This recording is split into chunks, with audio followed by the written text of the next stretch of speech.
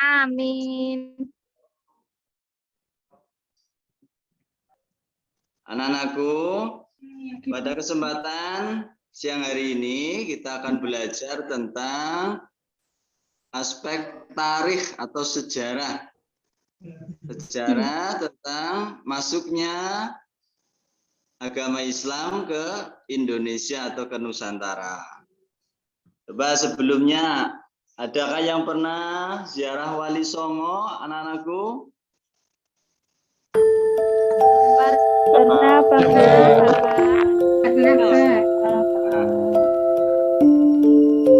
Ada yang hafal nama-nama Wali Songo? Sunan Kalijogo, Pak. Nah, itu gambar siapa itu, Mas Wahid? Sunan Kalijogo. Sunan Kalijogo, pintar.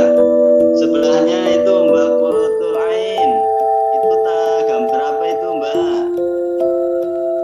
Itu Menara Kudus, Pak.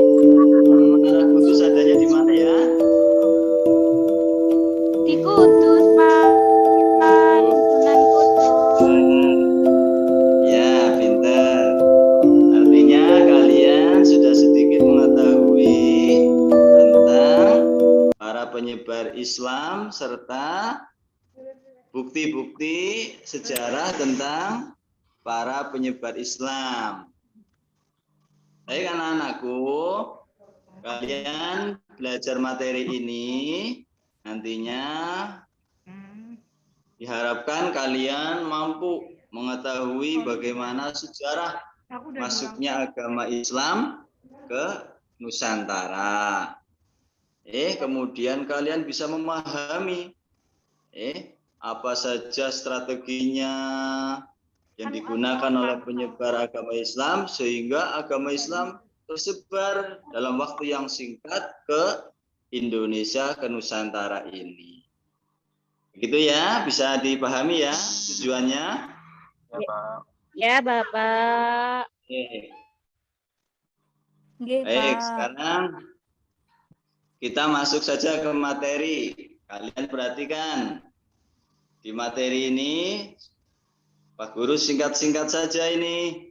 Ada peta bagaimana perjalanan dakwah Islam yang tadinya dari Mekah, dari Madinah, bisa sampai ke Indonesia. Nah, kalian perhatikan petanya itu. Ada jalurnya dari mana, melewati daerah mana, negara mana, sampai ke Indonesia. Apa yang kita pelajari? Yang pertama, jalur masuknya Islam. Dari jalur masuknya Islam, ada beberapa pendapat atau beberapa teori. Ada yang pernah mendengar teori tentang masuknya agama Islam ke Indonesia? Pernah, Pak. Pernah, Pak. Belum, Pak. Belum, nggih. Coba Nggih. pernah tahu tentang teori Arab, ada teori Persia. Mbak Amalia, coba mungkin pernah mendengar, pernah tahu? Ya, Islam masuk ke Nusantara melalui 3 jalur, yaitu jalur Persia, jalur Arab, dan satunya jalur lupa, Pak. Ya. Terima kasih untuk Mbak Amalia yang luar biasa. Masih ada ingatannya tentang teori masuknya Islam. Nah, itu nanti kita bahas. Yang kedua adalah strateginya, cara-caranya para penyebar Islam sehingga dengan mudah dapat memasuki Nusantara, memikat orang-orang Indonesia untuk masuk agama Islam. Bisa kalian lihat, ada lewat perdagangan,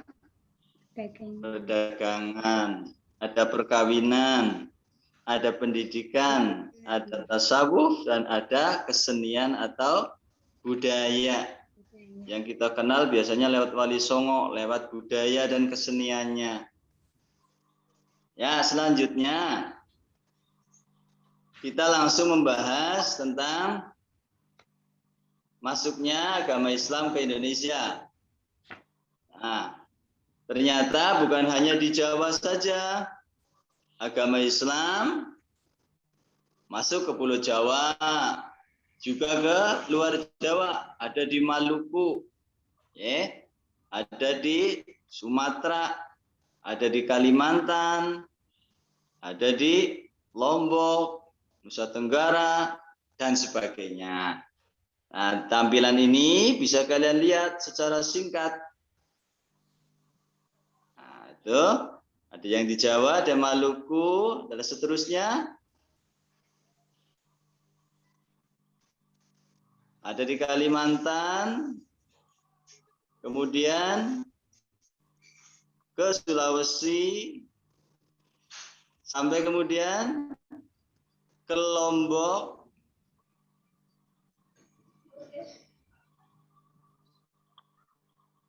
ya, itu gambaran-gambaran masuknya agama Islam ke Indonesia. Kalau kita pelajari, ternyata wilayah-wilayah penyebaran Islam saat itu bermula dari daerah-daerah pesisir.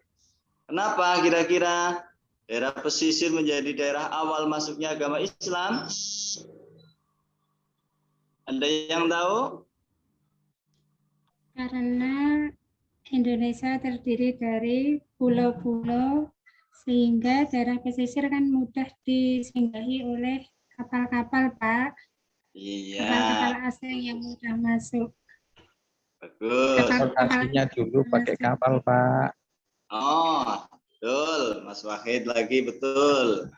Karena apa? Waktu itu jalur untuk transportasi itu menggunakan kapal, sehingga masuk singgahnya ya di pesisir, dan di daerah situlah bermula Islam dikembangkan. Oleh karena itu orang-orang pesisir biasanya Islamnya kuat, Islamnya lebih awal dari orang-orang yang jauh dari pantai, dari laut.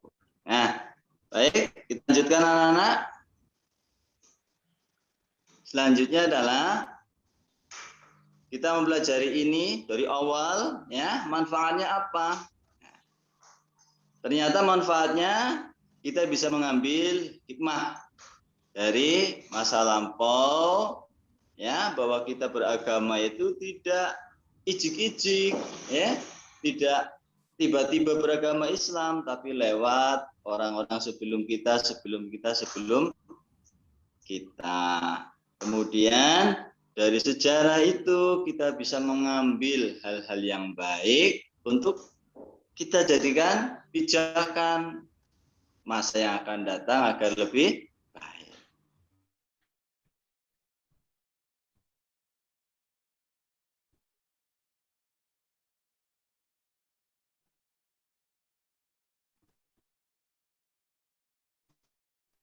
Dan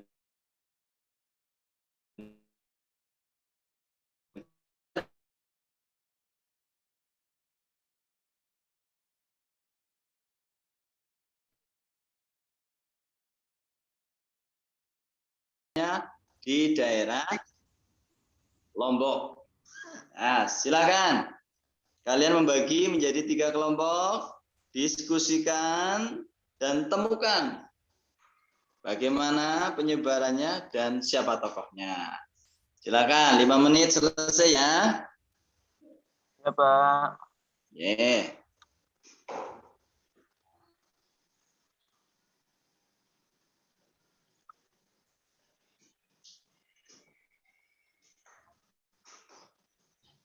Ya, tugas kelompok selesai anak-anak. Tugas kelompok selesai ya. Belum, Pak. Oh belum. Coba gimana? Apakah ada kesulitan?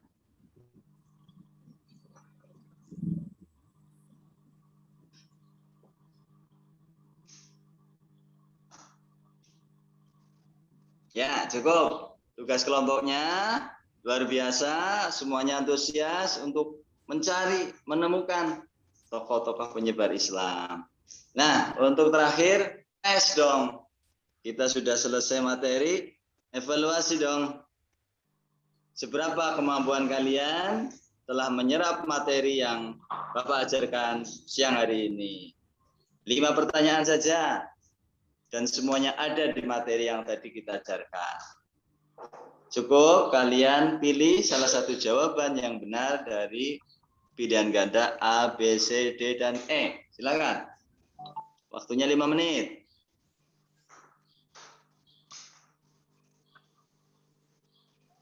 Sudah selesai? Belum, Pak. Oh belum. Mbak Dwi coba. Nomor 1 sudah? Ya, Pak. Sudah semua? Ya.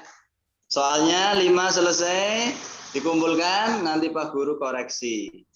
Ya, Pak. Akhirnya anak-anakku, dari belajar sejarah ini, kita menjadi orang-orang yang mampu menghargai sejarah. Sejarah panjang, orang-orang yang berjuang meninggalkan tanah airnya, datang ke Indonesia untuk menyebarkan agama Islam, sehingga kita mendapat hidayah memeluk agama Islam. Hargailah perjuangan dan hargai sejarah bangsa ini. Yang kedua, jadilah kita orang yang bertanggung jawab terhadap sejarah. Dengan cara bagaimana? Kita lestarikan. Dan kalau bisa kita teruskan perjuangan mereka. Bukan sebaliknya, malah kita bumi hanguskan peninggalan sejarah itu. Dan yang ketiga, jadilah kita orang yang bangga pada jati diri bangsa kita. Demikian anak-anakku, pertemuan pada kali ini. Semoga ada manfaatnya. Dan materi berikutnya kita akan lanjutkan, yaitu untuk sejarah. Masih tentang sejarah, yaitu peranan umat Islam kepada bangsa Indonesia, mulai dari masa penjajahan, kemudian waktu kemerdekaan, dan saat ini di pembangunan. Ternyata agama Islam, umat Islam mewarnai perjuangan bangsa Indonesia. Demikian, kurang lebihnya mohon maaf. Sampai ketemu lagi. Assalamualaikum warahmatullahi wabarakatuh. Waalaikumsalam warahmatullahi wabarakatuh.